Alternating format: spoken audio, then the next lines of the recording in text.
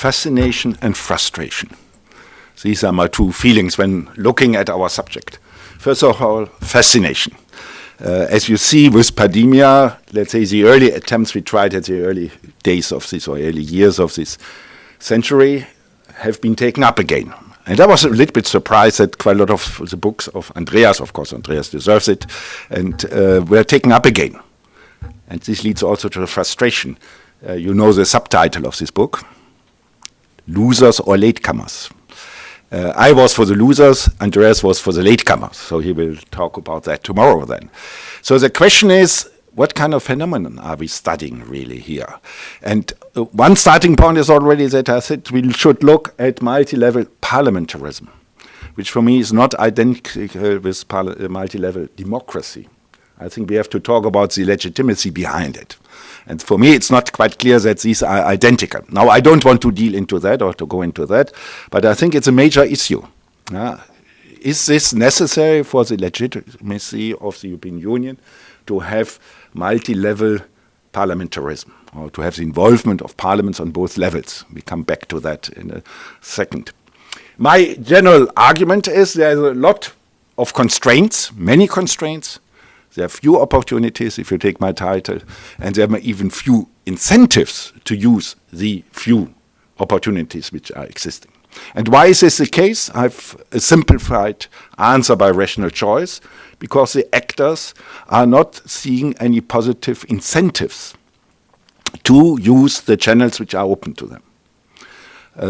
The parliaments, and we get more about that, national and the EP, apparently don't like to work together, at least not in a way which would lead to some kind of binding decision, which would be profitable for everybody.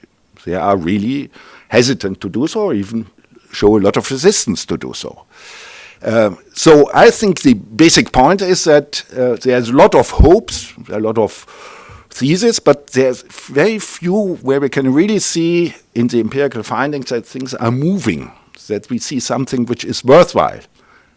I talk about the multi-level, not about individual national parliaments or the European Parliament, but I talk about the multi-level cooperation between parliaments.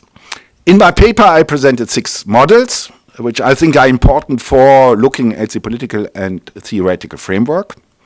They show that there are some who still think that it should be just national parliaments who are responsible, traditional model. There are some who think parliaments should just control on the national agenda their governments. Others think everything has been moved to the European Parliament. We don't need really national parliaments to get involved. There are additional proposals now to have national parliamentarians back again on the European level. That means after direct election, as you know, very few double heads were taking place, or were being used. So something, there should be a separate chamber.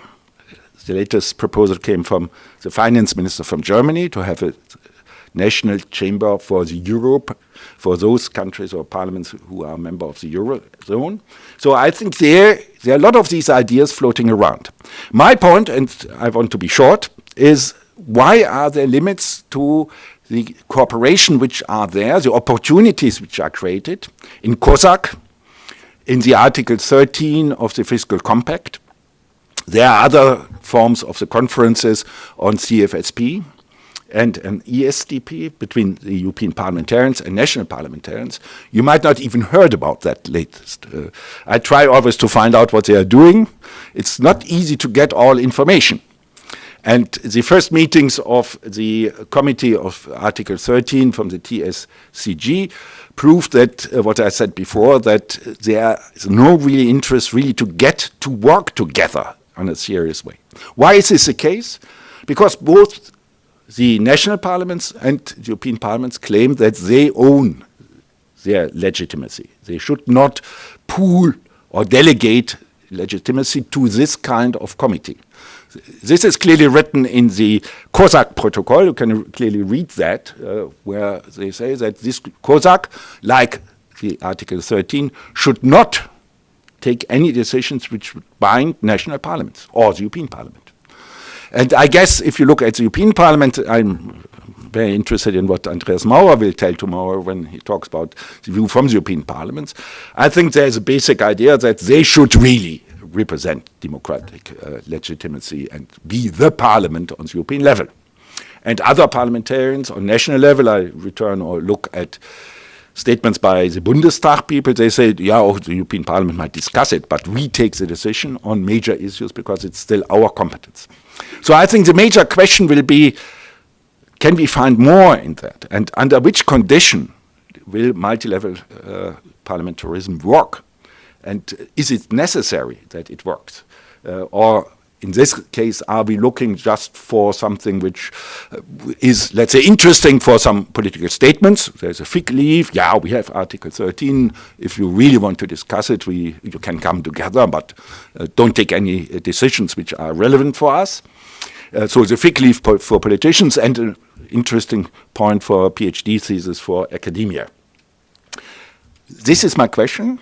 And let's say I hope that I will be falsified by your contributions, that there is more in it, already perhaps more in the empirical findings than I might indicate by this very short thesis.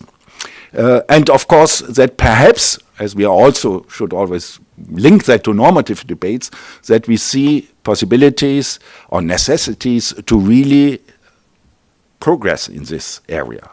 Do we need to have a model which we could, let's say, bring to parliamentarians? I know that quite a lot of academics don't like to have this normative part, the strategy part. We should look for the analysis of empirical findings, but I think we should also at least see if there are some suggestions and conclusions.